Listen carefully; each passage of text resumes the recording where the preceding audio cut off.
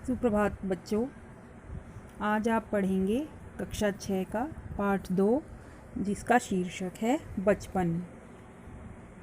बचपन पाठ आपकी पाठ्य पुस्तक वसंत के भाग 1 से लिया गया है, जिसकी लेखिका कृष्णा सोबती जी हैं। सबसे पहले हम लेखिका का जीवन परिचय जानेंगे, उसके बाद पाठ परिचय जानेंगे और फिर पाठ को पढ़ेंगे। कृष्णा सोबती जी का जीवन परिचय। कृष्णा सोबती का जन्म 18 फरवरी 1925 को ब्रिटिश भारत के पंजाब प्रांत में हुआ था। इनकी शिक्षा दिल्ली और शिमला में हुई थी। इन्होंने अपने 3 भाई बहनों के साथ स्कूल में शिक्षा ग्रहण की।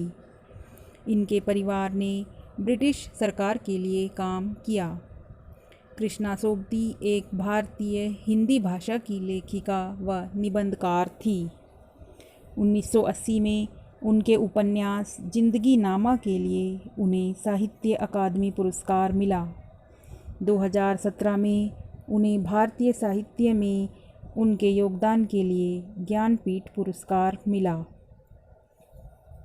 ये था कृष्णा सोबती जी का जीवन परिचय। अब आप पाठ परिचय के बारे में देखेंगे। प्रस्तुत पाठ में लेखिका कृष्णा सोबती जी अपने बचपन की यादों को ताज़ा कर रही हैं।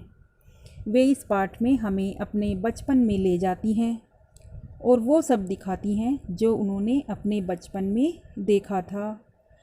उन्होंने जिस प्रकार के कपड़े पहने थे, किस प्रकार का खाना खाया था और बचपन में उन्होंने क्या क्या काम किए थे, कहाँ वो खेलते थे, कहाँ घूमते थे, वो सभी बातें हमारे साथ साझा करती हैं। वो अपने भाई बहनों के साथ की गई मौज मस्ती वाली बातें हमें बताती हैं और अपनी दिन भर की दैनिक क्रियाओं के बारे में भी हमें बताती हैं। अब हम पाठ को पढ़ेंगे। मैं तुम्हें अपने बचपन की ओर ले जाऊंगी। मैं तुमसे कुछ इतनी बड़ी हूँ कि तुम्हारी दादी भी हो सकती हूँ, तुम्हारी नानी भी, बड़ी बुआ भी और बड़ी मौसी भी। परिवार में मुझे सभी लोग जीजी कहकर पुकारते हैं। लेखिका इस पाठ में बता रही हैं कि वो तुम्हें अपने बचपन की ओर ले जाएंगी, अर्थात तुम्हें इस पाठ में वो अपने बचपन की बातें बताएंगी। लेखिका इसमें कह रही है कि मैं तुमसे इतनी बड़ी हूँ कि तुम्हारी दादी भी हो सकती हूँ, मतलब अपनी उम्र का अंदाज़ा बता रही है वो कि मैं तुम्हारी दादी की उम्र की भी हो सकती हूँ, तुम्हारी नानी की उम्र की भी हो सकती हूँ, बड़ी बुआ भी और बड़ी मौसी भी हो सकती हूँ, मतलब उनकी उम्र की हो सकती हैं। परिवार में मुझे सभी लोग जीजी कहकर पुकारते हैं। वो बता रही हैं कि उनके परिवार वाले जो बच्चे हैं उनको सभी जीजी कहकर पुकारते हैं। हाँ, इन दिनों कुछ बड़ा बड़ा यानी उम्र में सयाना महसूस करने लगी हूँ। लेखिका बता रही हैं कि वो इन दिनों अपने आप को थोड़ा सयाना महसूस कर रही हैं, मतलब समझदार महसूस कर रही हैं। शायद इसलिए कि पिछली शताब्दी में पैदा हुई थी। शताब्दी होता है 100 वर्षों का समूह, उसको शताब्दी कहा जाता है। तो जैसे अब 20वीं सदी चल रही है, तो जो लेखिका हैं वो लगभग 19वीं शताब्दी में पैदा हुई थी।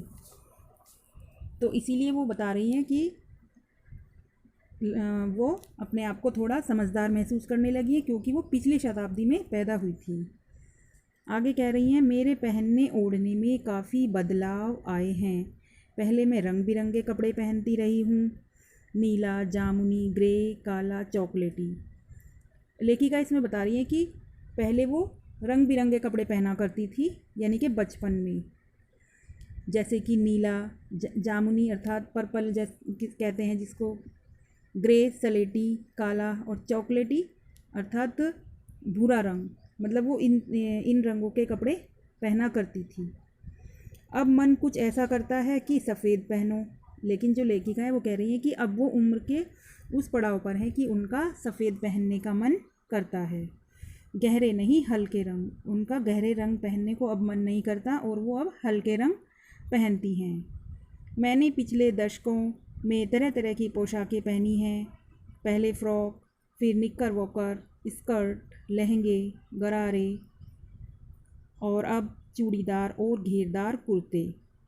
लेखिका बता रही हैं कि जब बचपन में वो पहले फ़्रॉक पहनती थी, निक्कर वॉकर, स्कर्ट, लहंगे, गरारे, लेकिन अब वो क्या पहनती हैं? चूड़ीदार और घेरदार कुर्ते, क्योंकि अब वो बड़ी हो चुकी हैं।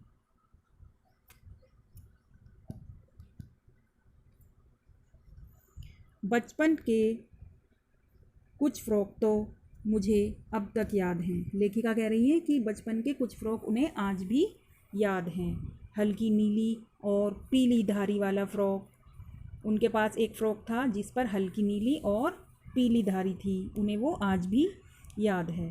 गोल कॉलर और बाजू पर भी गोल कफ। उस फ़्रॉक में गोल कॉलर थे और उसकी बाजू पर भी गोल कफ लगे हुए थे।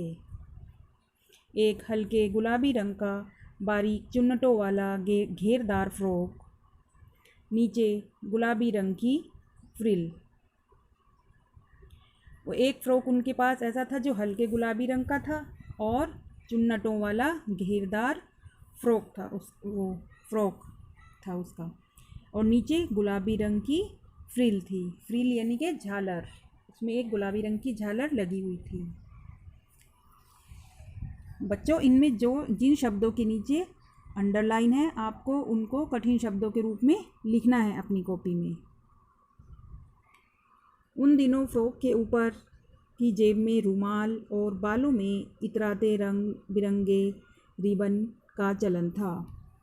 लेखिका बता रही हैं कि उन दिनों जब ऐसा चलन था कि फ़्रॉक जब पहनते थे तो उसमें ऊपर रुमाल और बालों में रंग बिरंगे रिबन लगाया करते थे। लेमन कलर का बड़े प्लेटों वाला गरम फ़्रॉक जिसके नीचे फर टंकी थी।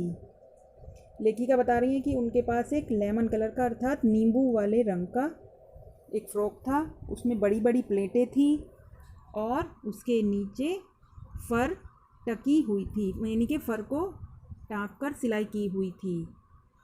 2 ट्यूनिक भी याद हैं, एक चॉकलेट रंग का और अंदर की कोटी प्याजी और उसके साथ सफ़ेद कोटी। ट्यूनिक एक ऐसा वस्त्र होता है जो घुटनों तक होता है और वो बच्चे पहनते थे पहले, और उसके नीचे कुछ और कपड़ा पहना जाता था।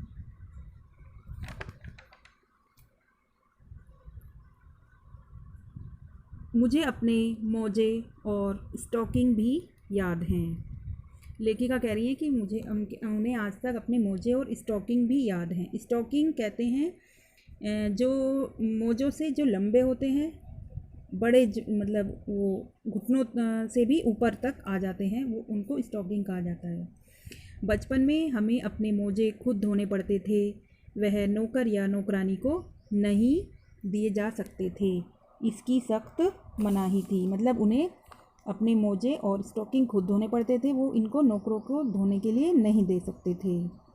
हम बच्चे इतवार की सुबह इसी में लगाते, मतलब कि इतवार की सुबह का काम उनका यही था कि वो ये मोजे और वगैरह स्टॉकिंग वगैरह धोने में लग जाते थे। धो लेने के बाद अपने अपने जूते पॉलिश करके चमकाते। जब जूते कपड़े या ब्रश से रगड़ते तो पॉलिश की चमक उभरने लगती, और जब वो अपने मोजे धो लेते थे उसके बाद वो अपने जूते पॉलिश करते थे और कपड़ों से या ब्रश से उनको रगड़ रगड़ कर चमकाते थे। सरवर, मुझे आज भी बूट पॉलिश करना अच्छा लगता है। सरवर यहाँ पर उसको कहा गया है जिसको लेखिका ये अपनी कहानी सुना रही हैं। तो वो बता रही हैं कि उन्हें आज भी बूट पॉलिश करना अच्छा लगता है, जूतों पर पॉलिश करना अच्छा लगता है। हालांकि अब नई नई किस्म के शू आ चुके हैं। कहना होगा कि ये पहले से कहीं ज़्यादा आरामदेह हैं। हमें जब नए जूते मिलते उसके साथ ही छालों का इलाज शुरू हो जाता।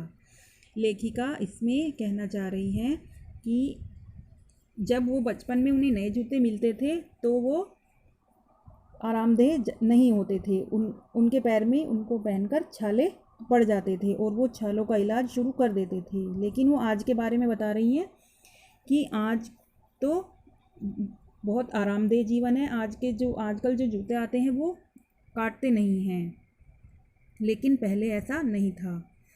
जब कभी लंबी सैर पर निकलते अपने पास रुई रखते, जूता लगा तो रुई मोजे के अंदर।